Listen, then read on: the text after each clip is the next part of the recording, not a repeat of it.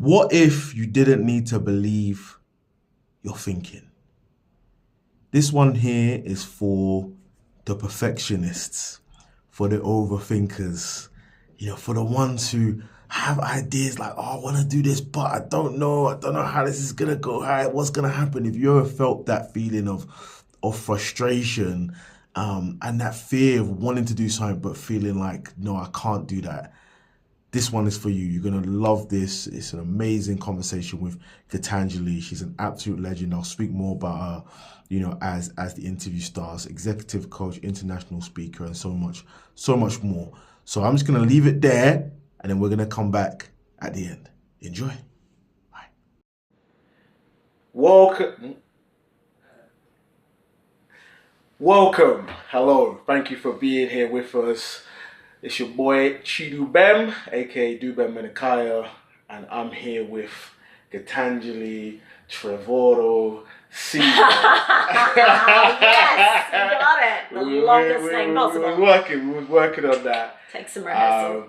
Executive coach, leadership, facilitator, international speaker, but just a wonderful, extraordinary, human being.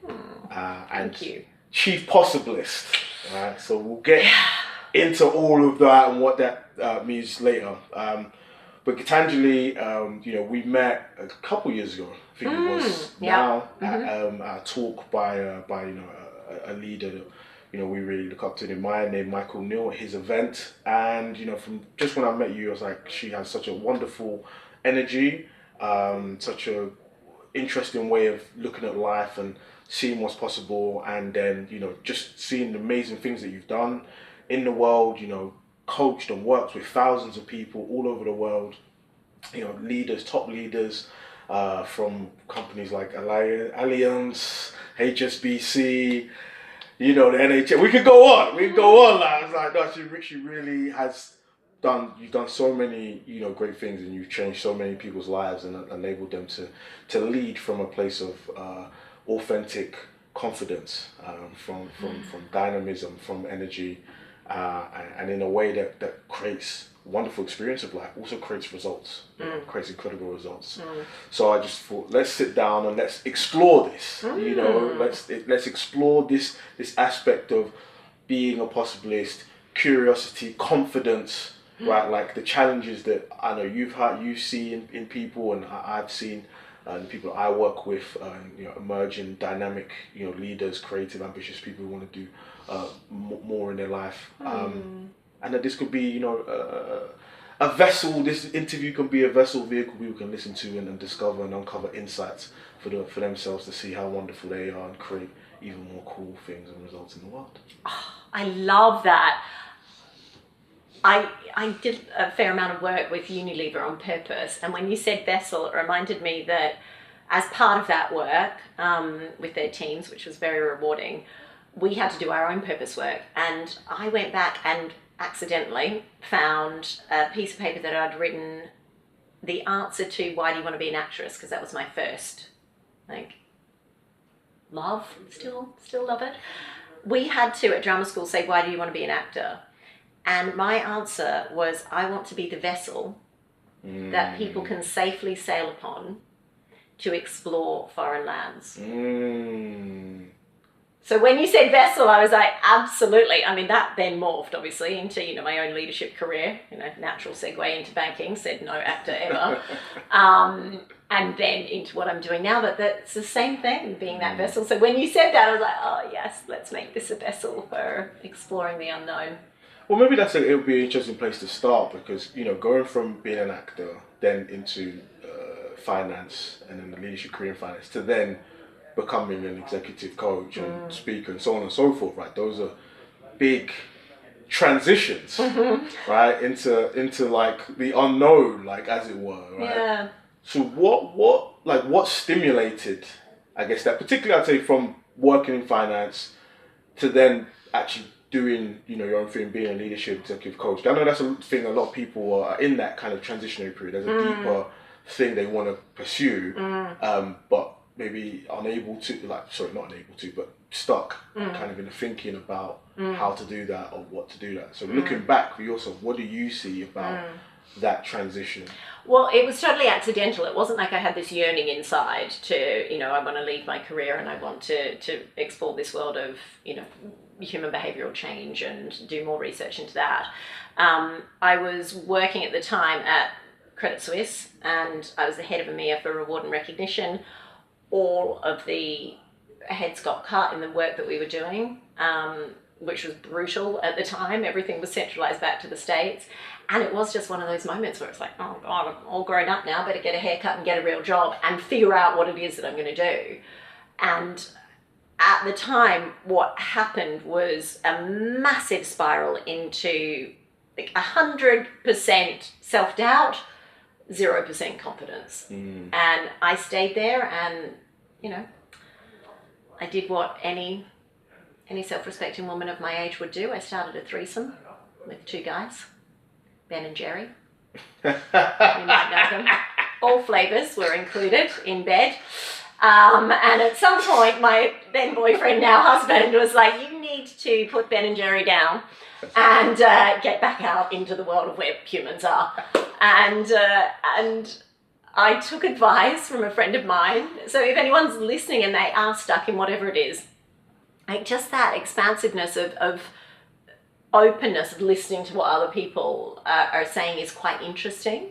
And she said, oh, you need to be doing leadership development and communication skills training. At the time, I'm like, what have I got to say about that? And who would pay me for that? And I literally said no to paid opportunities to do that because I didn't have the confidence, which is one of the reasons why I hate that word and want to ban it, to say yes to those opportunities. And so it really did take a massive amount of effort and pain and overthinking to come back out of that spiral, to transition, as you say, into what I'm doing now. Fast forward, it's 12 years now. I've got a lot to say and I get paid a pretty good amount to say it. It's just, it wasn't a simple like, oh, I want to do this thing, let me overcome this to get there. It was like, oh God, it was kind of existential crisis. And I didn't know then what I know now. I went away, I studied the brain, I studied neuroscience. I nearly died, which is kind of helpful for fueling the fire of figuring out what it is to be here. And I always say that situation really, I had a 9-month-old at the time, that moment really, when you hear you're dying, is very arresting, as you can imagine. But the difference that happened after that wasn't that I got really, really curious about what it is to live. It's that I got really, really curious about what it is to feel alive. And I had spent 15 years in and around banking, financial services. I was not a banker, just to be clear. I was always, back office. I was not responsible for the global financial crisis. Not a. Should I separate yourself? Just like distance that from me, please. But I started to see like how many people were living but they weren't alive.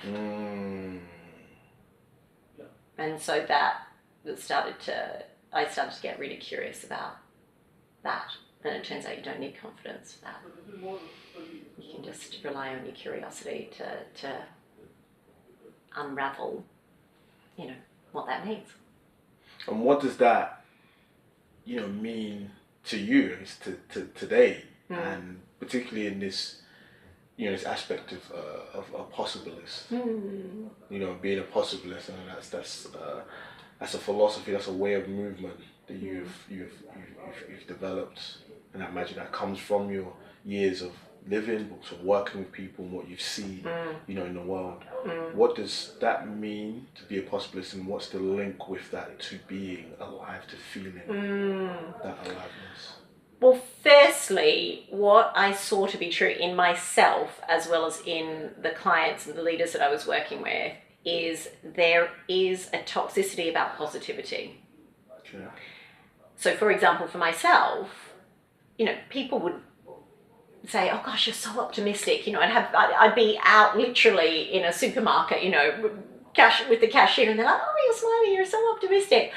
And then I'd wake up some mornings, I'm like, I'm really not. I'm like, you know, I have 2 small children. I'm not sure when the last time was I showered. You know, okay, I shower every day, just to be clear. Wash my hair. When was the last time I washed my hair?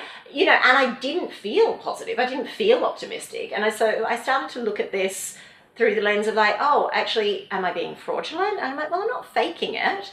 So are people faking it? What is this thing called positivity? What is it to be optimistic? And then I kind of rinsed that through the lens of nearly dying and went, oh, okay, kind of, everything's going to be okay. Everything will be all right. Everything's fine. Kind of gets you part of the way, just like it does with leaders that I was working with. But it didn't have a sense of wholeness about it. And then I noticed, particularly with one client, she's an equity partner at a consulting firm, and she was really struggling with her team. And she's like, I'm showing up, I'm really positive. This was during, you remember that pandemic that we had, and she's like, I'm giving them opportunities. I'm always showing up as positive as I can be in that moment with them. And I said to her then, like, actually, perhaps that's the issue, Sarah. Right? And then I had this conversation recently with someone else, and he's like, well, as a leader, you need to show up. You need to be the one that's strong. You need to be the one that says everything's going to be okay. I'm like, do that if it's coming from a place of your sense of wholeness and groundedness. Don't do it from a place of, I think this is what people need me to be like, because that's where the disconnect was. So I started again getting really curious about, okay, if it's not actually the design of our system to be optimistic, to always look for the silver lining, to always see what's positive about something, and it's not the design of the system to be a pessimist, right? Because we can see how far that gets us, right? But both have value, right? Yes. You know, a pessimist is going to be the cynical one in the room that's going to say, well, I don't think that's going to work, and then that's going to create, you know, exactly. Devil's advocate. Devil's advocate. There's creative friction that comes from that, but I'm like, well, we can see that that's obviously not it. And then the realist part of it, which can be very, very sneaky, right, is, well, I'm not an optimist, I'm not a pessimist, I'm a realist, Gitanjali. I'm a realist. It's not realistic. Well, yeah, that's just not realistic. We're never going to be able to achieve this. We're never going to be able to do that with this budget, with this timeline, with this resources, with the advent of AI, with the org structure rechange, So they are creating the reality with the listicles, as they call it. It's like, oh, this is the listicles of reality. And I'll tell you where I saw through the myth of being a realist. Again, we're going back a few years to COVID, but it was such a stark moment of one of the companies that I was working with. And at the time, they were rolling out a 12-month program to make flexible working available for their people. They had an extraordinarily large budget and an extraordinarily large project team on that 12-month horizon. And then something unexpected occurred. In that case, it was COVID. And how long do you think it took them to implement a working from home policy? A month. Yep, 3 weeks. Now, if I had gone in and said to them, are you open to the possibility that this could take much shorter time, much less expense, much fewer resources, they would have gone, that's not realistic. So then I started to get really curious about, are we waiting for things to change outside of us to have proof of possible? What if it's the other way around? What if it's the other way around? What if, you know, the adage that we all know, which is, you know, when I see it, you know, I'll believe it. I'll believe it when I see it. What if I believed it, then I saw it? And that started to get really interesting for me, because I had gone away after nearly dying and started to study the brain and neuroscience and get qualifications in that arena, which had never crossed my mind before. And I was like, oh, that links up with the science of it. Because literally, it's called qualia in neuroscience. We are creating our reality in the dark. So without being too abstract, there is no color. Like, light does not have a color. It is our experience of light that creates color, right? So how would I know that the red that you see is the red that I see? You wouldn't. How could I ever know that, right? How would I know that, the warmth that I'm feeling in here is the warmth that you feel?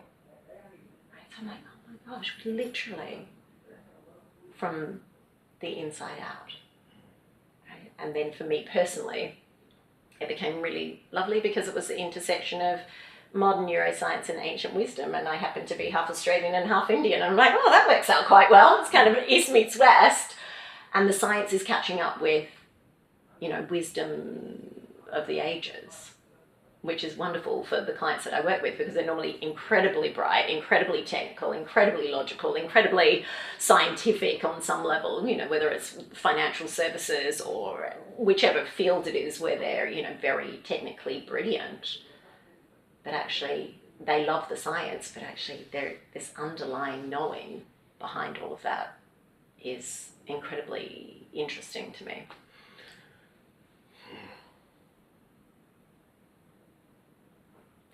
And while you're thinking about that, to circle around, that's where Possiblist came from. So where the majority of people, conversations, organizations are conventionally asking, is the glass half full or the glass half empty? Then a Possiblist says wrong question because the glass is full. It just happens to be full of water and air. One of those is invisible. But the focus is on what we can see. Yeah. What if I had access to seeing something that was invisible, and from that place, I have what I call fresh thought. And when I have fresh thought, from that place, to your point about results, what becomes possible? It's kind of like cliches, right?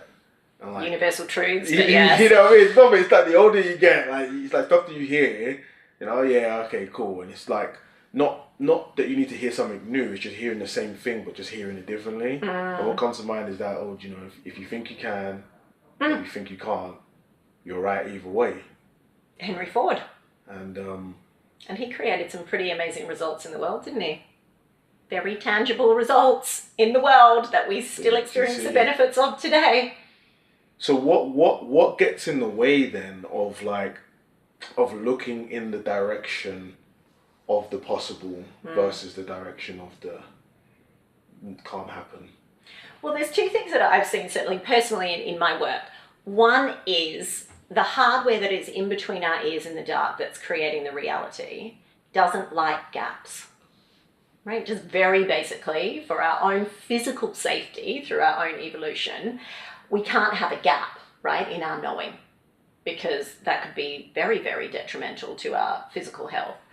So the brain will fill in a gap, right? So it prefers to, and this is why you get people staying in jobs, in organizations, in situations where it's like not great, but actually we get the cliche, better the devil you know, right? Because it's known. Okay, so that's really clear. It's like, I'm going to fill that gap in as quickly as I can. And we fill it in with what I call habitual thinking, right? It's just a habit of thinking. We just don't recognize anymore that it's a habit. Right? It's just, I always clean my teeth that way. I always start a shower with washing that arm first. It's like, I don't notice it anymore. Right? Because we're designed to habituate, is the science of it, habituate. Now, without needing to know any of that, what stops us from looking in that direction of what's possible is normally some version of what that's doing in terms of fear. Right? So the minute we look in that direction, what comes up is this level of habitual thinking and or fearful thinking, right? And we see it all the time at the moment with the advent of AI, right? And, we can see an entire industry that's being created around that, which is marketing and advertising, right? It's like, if I press that fear point, people will act to get that thing from the outside in that they think that they need. As it turns out, that's not how we're designed to stay in that level of fearful thinking. as it turns out, if we're able to, and this is really just a misunderstanding, very, very innocent misunderstanding of the role of thought. Right? We're so busy, you know, and so many people in my world of leadership development and human behavioral change are looking at it from a behavioral perspective. Like, let me change my behavior and then things will change. Right? And I can give you an example of that if we want to delve into it around listening, for example, as a leader. But actually, when I look into this space of the unknown, and I realize that fear is not actually anything other than a signal that I'm in the unknown. So I can see through that, right? It's not a break. It's fear is not designed for us to put the brakes on. It's designed for us to change gears. Well, right? That's like, she's what comes to mind with using brake. Like, she's like learning to drive. Yeah. Like when you start. Right. Yeah. But when you start, it's like it's all a bit like unfamiliar. You used to sitting in this seat, and now you're sitting in this seat, and like, what's this thing here? And then, you know, and there's a gap, and there's a lot of, you know, there's the fear that comes with that. Yeah. But the design is that when you start moving, like, you get better. Right? Well, you know, I'll often talk to people around the analogy of driving because they realise that you've moved from what we call unconsciously incompetent. So you don't know you're not good at that thing. Yeah. Right? Whether it's AI, listening, sales, you know, communication, presenting, whatever it is, like insert business thing here.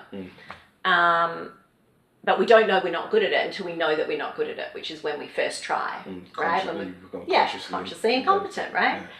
Yeah. And then we move through that, right? Through to, once again, becoming unconsciously competent, which is when you find out that you've driven home and you didn't know how you got there, not because you were drink driving. Yeah.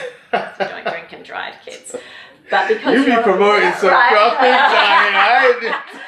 Because you're in that space. Now, what's interesting to me is how do we accelerate through that process, right? Yes. How do we accelerate without feeling like, oh God, this is really hard, this is really effortful, this is really difficult. And even things like conversations, critical conversations as I call them, rather than difficult conversations. How do we do that in business? How do we accelerate through that space? Well, this because what comes to mind to me, right, is like the possibilist mentality. It's becoming conscious of the unconscious, right? Like, as in, everything that we're talking about is stuff people already know, right? And people have experience, right? For example, at some point in time, we was crawling, right? And then we learned to walk. At some point in time, we didn't know how to speak. You know, and they had to speak. Yeah. I'm sure people who are watching this, you know, they can speak multiple languages. Right, some of them, and many other things. Ja, natürlich. Jetzt sprechen wir nur Deutsch. You know what I'm saying? No, listen. Show that skill set. You know. But it's like there's a point. There was stuff that we did not know. There was an unknown. Yeah. Right, and there was an objective. You know, you wanted to achieve, and you put yourself in it. Now, the experience of being in that unknown, what I'm hearing is like, that's what you're saying. Well, that experience is up for grabs. There is a greater, a more enjoyable experience. Let me call it greater. There's a more enjoyable experience. There's a different experience of creating in the world, right? That doesn't just impact the experience, but also actually impacts the results that you create coming from that place. Yeah, and I think I'll often say, you know, particularly when I'm doing keynotes, is like, did anybody crawl here today? Because we do understand that. What we don't, well, I certainly didn't for decades of my life, is understand that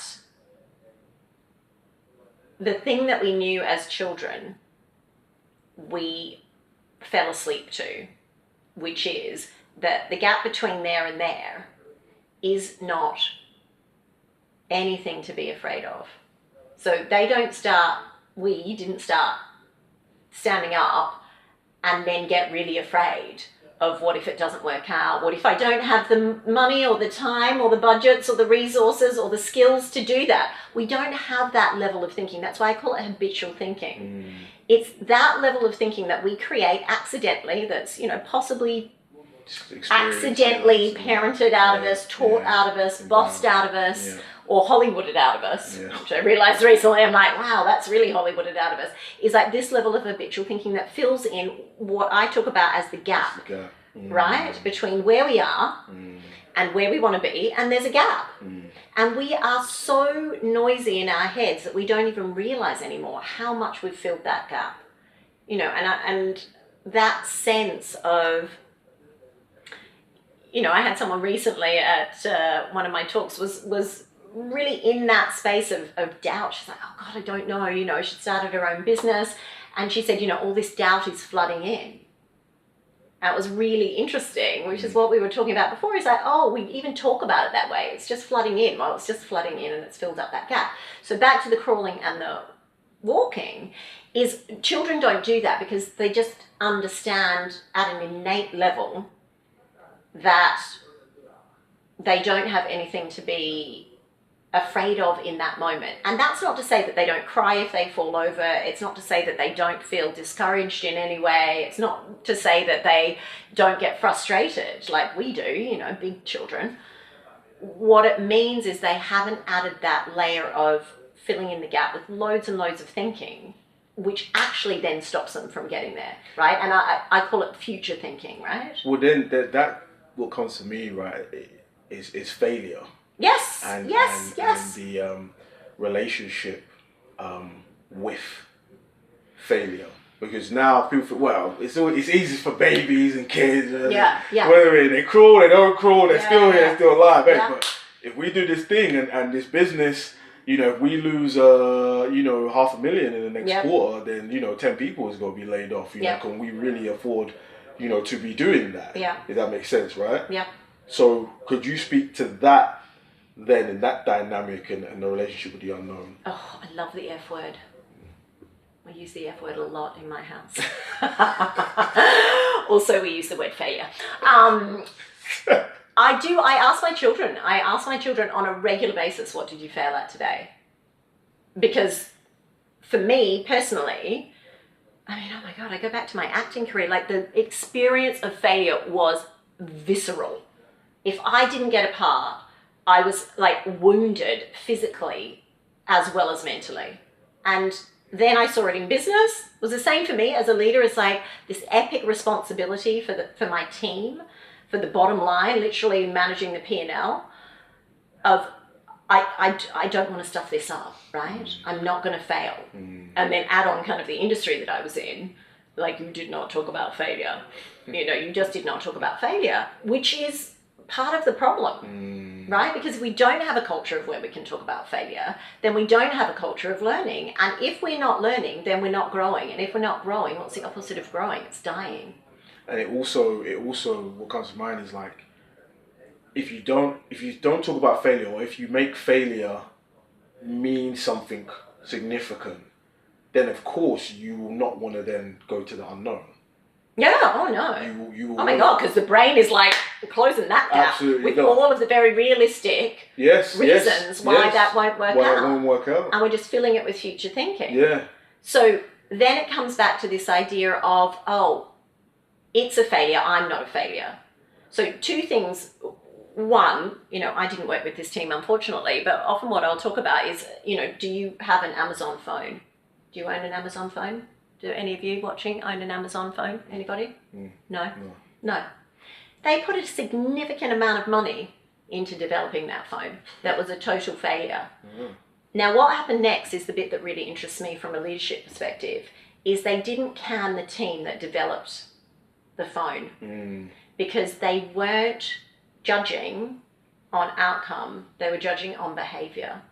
Right, of what were they up to, the risk-taking mentality, the collaboration, the communication, the efficiency to get the product to market, etc. The things that we look at as part of our conversation, that failed. There's a stark difference between that failed and I'm a failure. Now that same team was retained. Do you own an Amazon Alexa? Anybody own an Amazon Alexa? They went on to create the Amazon Alexa. Wow. Right, so from a business perspective, this idea, and it is very much like you look at these companies that are everywhere now that have this appetite for risk that is vastly different from a very traditional perspective of risk. Right? And within that lies a very different appetite for failure and a different definition for failure. That's what I was gonna ask this, right? Is the definition of failure, because I was mentioning it to you before the interview. Like, one of my favorite books is called Experiments Never Fail. Right? Now, on that standpoint, you might think, well, does that mean failure is a bad thing? No. What it's saying is that everything in that sense is a success, because there's a learning in everything. On the I guess the dictionary definition, it's a failure because we set out to achieve X, right? We didn't achieve the result that we set out to achieve, right? On that, but that's the basic level. But the whole thing was a success, because look at what we learned, look at what we discovered. Using your Amazon example, look at how we've seen the team, how they come together, their way of movement. And if we never had tried to do that, we wouldn't then know that. Oh yeah, we just need to put them over here. We just need to change the assignment. Like, the team is great, but the assignment was not actually the assignment. But we never would have learned that if we never had done it in the first place. Yeah. Yeah. So there is one client that comes to mind when you're talking about that, and she took a massive risk. For anyone that's ever worked in an organisation in a sales role, which she was in, again, a partner in a consulting firm, and she had to go in and pitch for this piece of business. Now, she decided, through our work together, she knew that she could trust herself, and we can circle back to what that means around confidence. Yeah. Did I just snort? Possibly I snorted. She decided that she wasn't going to use a PowerPoint. And the day before the pitch, they asked her, they said, oh, can you send over your deck? And she said, I'm not doing a deck. And they were like, oh, okay, are you going to bring it with you? And she's like, no, got there. And as they were setting up for the pitch, the woman who had organised all of the organisations to come in and pitch walked beside her and said, just to let you know, you're not winning this business. If you couldn't be bothered to put together a deck, you won't be winning this business. Wow. And she was like, oh, okay, state-centered in herself, her curiosity. This idea had come to her, clean, as I like to call it, clean curiosity. It wasn't attached to, most people do this, or I should do this, or I used to do this, or in the future I'll do this. It was just plain curiosity. Oh, I wonder what it would be like if I didn't have a deck. And then she took action from there. Now, as it turns out, she did the pitch, right? Had a really interesting conversation.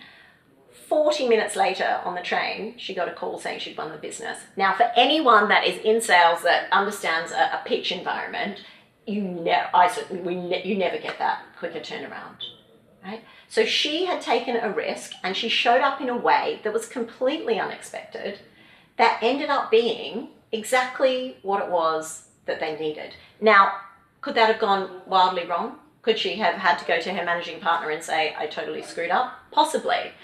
But a possibilist isn't living in the future experience, right? They're living in this moment, able to understand that whatever happens,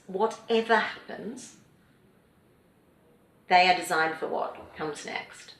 And that place turns out to be really powerful in terms of results, right? In terms of not just failure, but in terms of, as leaders, how we're empowering our teams to come up and to innovate, to connect, to sell. One of my other clients, he was is a CFO, and it was so interesting because we have a three-way, which I'm like talking about three ways. Wow. You like it. You did a lot. As part it's collaborative. That's what it is. Because what it is I want to speak to his boss as well, right? When we started to say, what is it that you want to see differently? What is it that they're investing a significant amount? I'm reassuringly expensive, as I like to say. It's I like that. That might be the gem for a lot of people. I'm reassuring. What does he want to see, right, for that investment? I love that. And so we had a conversation very early on, and around what had he seen differently. And I remember so clearly, he said, well, I don't know if it's as a result of your coaching, but he's certainly listening very differently in our exec meetings and with his team. And I'm like, directly resulting from our work together. Because why? Because he had learned that it was okay for him not to have the answers, because that's the other thing with failure. Yeah, and that starts from Tiny as well, is we try to rescue people because why? We don't want them to fail. We don't want them to fail. Why? Because we don't want them to feel bad. Why? Because we don't like to feel bad. Why? Because we're scared of our own feelings. Why? Because we think that somehow if we feel bad, then that's something to be scared of. And so we're back to, oh, well, I guess I'll just think more positively about this. And so now we're into like messing about with our thinking, which is exhausting. It's exhausting. Yes. And then from that, you've got what happens when a leader learns to actually listen and create that space for their team instead of stepping in and problem solving. It's fresh. You get all sorts of new ideas which create actual business outcomes. Whole new results which you never would have. It's we talked about like the intangible versus the tangible. There's tangible. There's a real like sense of opening up the space within oneself, or connecting to that space, that open space within oneself, and that open space of curiosity, that open space of the unknown, that natural. Then that opening up the space around you, and then that being the seed, as it were, right, or for whole new ideas, fresh thinking, right, and innovation, and in this, in any day and age, to be honest, people say, in this day and age, innovation is really required. Innovation was required in 3000 BC.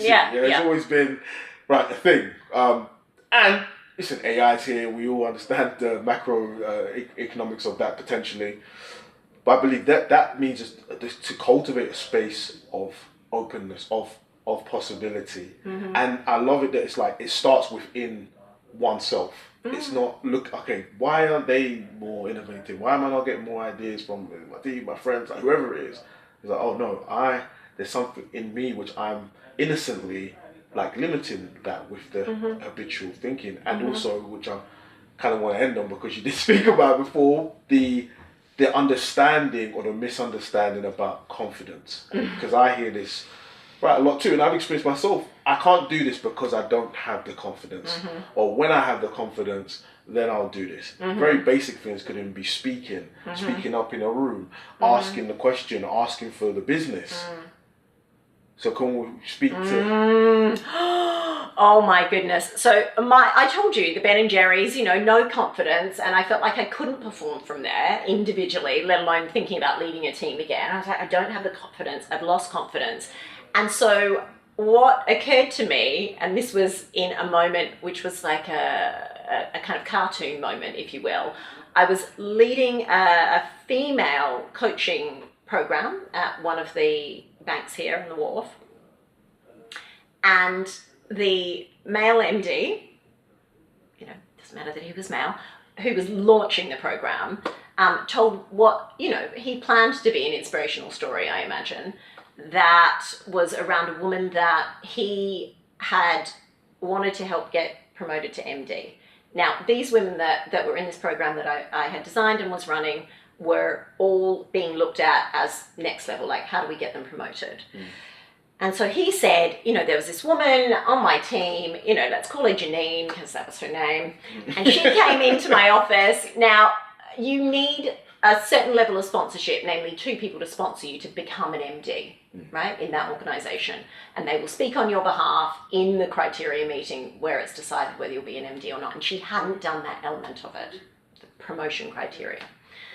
And so he was telling this story about how, he had to come into his office and he sat her down and he said, Janine, you've got the experience, you've got the background, you've got the skills. Just be more confident. And he told it in a way that was meant to be like, oh wow, just be confident. You've got this. And I'm telling you, it was like steam coming out of my ears. It was like, I was, like those, like the anvil landing on your head and it's like, ah! That's how I felt. And I was like, just smile, Gitanjali, just smile. Why? Because I could feel how she must have felt in that moment, which was, now I feel really freaking stupid. because I've got all of these things going for me and I don't feel confident and I really just need to be confident. It's like Nike, just do it. It's wildly unhelpful, actually. And so in that moment, it became really, really crystal clear to me that confidence was a distraction, not a destination. So we're either waiting to feel more confident before we do something. We're told when we're more confident, we'll be able to do something, like have a bigger client base or whatever the case may be. Or we feel like we had confidence and now we've lost it. Or in a cruel twist of fate, we're told that we have too much confidence and we need to dial it down a little bit. So in all of those scenarios, the word confidence has become just very vague. Nobody really knows what it means anymore. We tell our children to be confident, you've got this. Nobody understands what that actually is. So then I had a look at what the etymology of it is, and actually confidere means with trust. So this feeling of confidence is abstract. This opinion of what confidence looks like is an entire industry in and to itself. But actually, if we go back to what is it that we can trust within ourselves? Well, that's the same thing that we could always trust, that people still trust, that they just accidentally don't shine a spotlight on and notice more of, whether individually or in leadership, is, that sense of space within, which in all infinite possibilities live, that I can trust and play from. And then in a very tangible, results-driven, practical way, it's going to show up in exactly the way it needs to, whether it's, I'm not going to do a deck, I'm going to listen differently, I'm not going to problem solve, I'm going to take a risk here that I wouldn't have, I'm going to make that sales, whatever. Right? It's like, something I say is like, so my company's called Creating Beyond Imagination. That's the movement. It's like, imagination is the start, it's not the end. Because when you move, things are going to happen you're never even going to expect. But what you can expect, that is part of the design. Things will show up and that you can trust that, right? Go with, when you said it means with trust, it's like go with trust. Go with the trust that the confidence is already there. You don't need to make it up. You don't need to go and find it. You don't need to go get it. You just move and it's there for you. And it's always been there for you. And it will never leave you. This for me is the spiritual aspect of it. That you are supported, you are held in that, and you can, and it's normal, it's totally okay. You can convince yourself that you're not held. You can convince yourself that things never work out for you. You can do that. That's the nature of this thought and this habitual thinking, as you said, and understandable from some past experiences. But it does not change, the truth. Just, am I open to the possibility that I'm going to be okay whatever happens next? Just that's it. Am I open to the possibility? Insert X here.